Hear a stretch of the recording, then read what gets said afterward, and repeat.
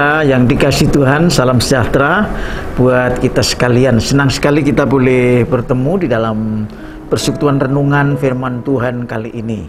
Bapak Ibu Saudara, banyak di antara kita mungkin tidak menyadari bahwa hidup itu adalah perjuangan. Terutama kita sebagai orang Kristen yang mengikut Tuhan Yesus. Mengapa?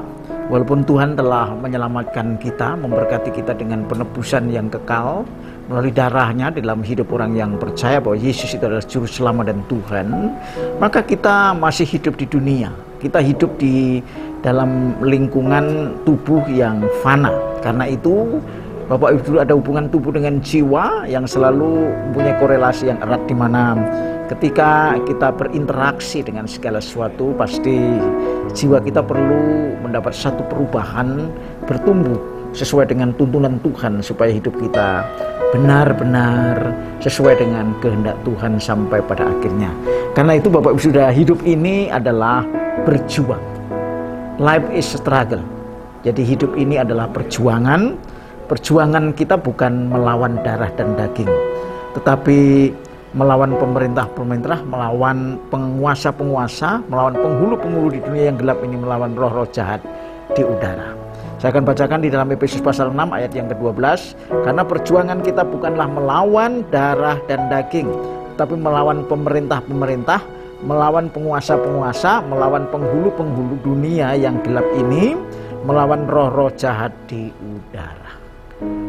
Bapak Ibu Saudara, ayat ini menegaskan bahwa musuh kita adalah bukan darah daging, artinya bukan manusia.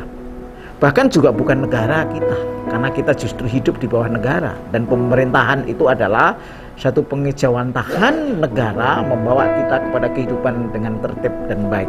Karena itu Bapak Ibu Saudara, mari kalau kita sebagai orang Kristen, kita sadari sepenuhnya bahwa musuh kita adalah bukan darah dan daging. Semua manusia yang ada di sekitar kita, bahkan yang ada di negara di mana kita boleh berada, bahkan di dunia ini, mereka adalah sesama kita yang perlu kita kasihi. Mereka bukan musuh kita, walaupun mereka tidak sepaham dengan kita, tidak seagama, dan tidak satu keyakinan. Mereka saudara kita, dan kita perlu mengasihi, memberkati, karena kita dipanggil untuk menjadi berkat.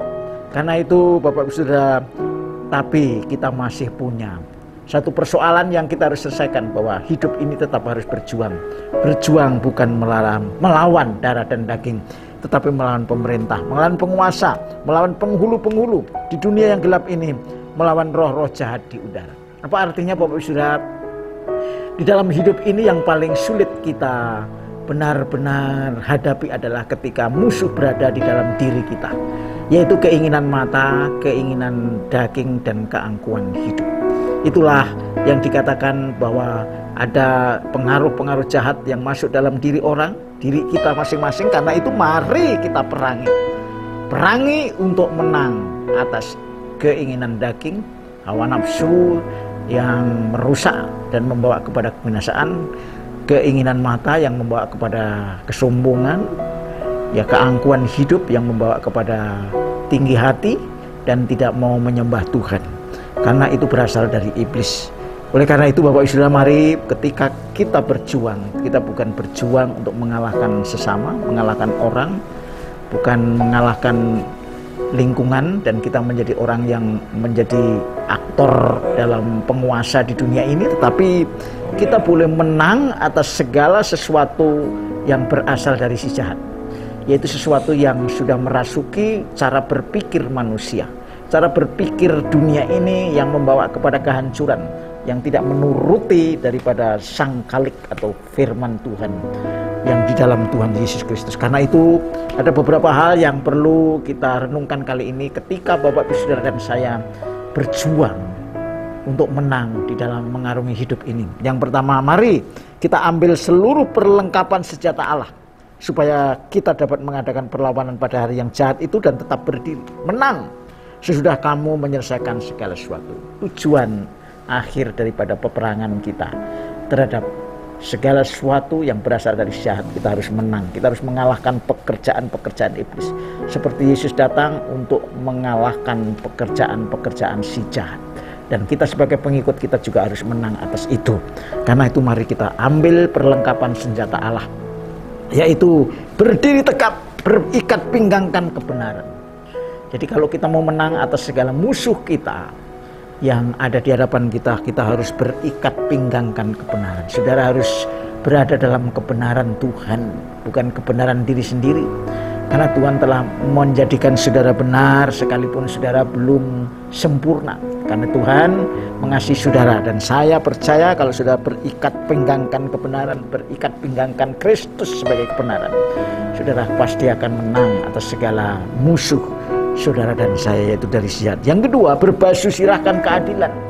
Banyak orang yang tidak mau berlaku adil, semaunya saja dia memperlakukan orang lain.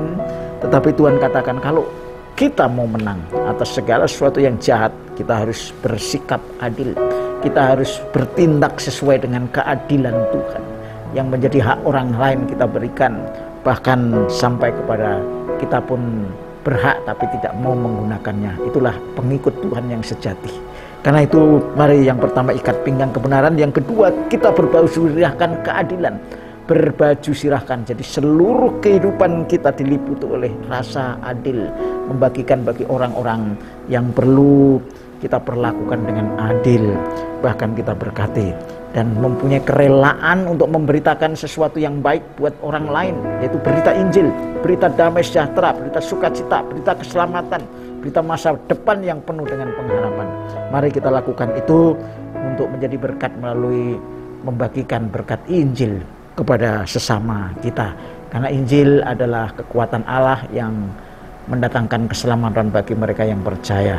Tidak hanya bagi orang Yahudi, tapi bagi saudara dan saya yang mendengarkan firman Tuhan ini, supaya saudara diselamatkan oleh Tuhan dan kita hidup bersama dengan Tuhan. Kemudian yang terakhir, Bapak Ibu Saudara, dalam segala keadaan mari kita pergunakan perisai iman. Iman itulah kekuatan kita. Iman itulah perisai kita. Ketika kita menghadapi musuh yang menyerang kita, iman itu menjadi perisai. Artinya tidak bisa ditembus oleh api si jahat. Karena iman kita adalah iman yang bisa memadamkan api si jahat. Orang Kristen adalah orang yang bertahan. Orang Kristen adalah orang yang bertahan terhadap segala godaan dan cobaan. Api si jahat akan menghancurkan, tetapi dia tidak bisa masuk karena Kristus dan Roh Kudus dan firman-Nya tetap ada di dalam diri saudara dan saya.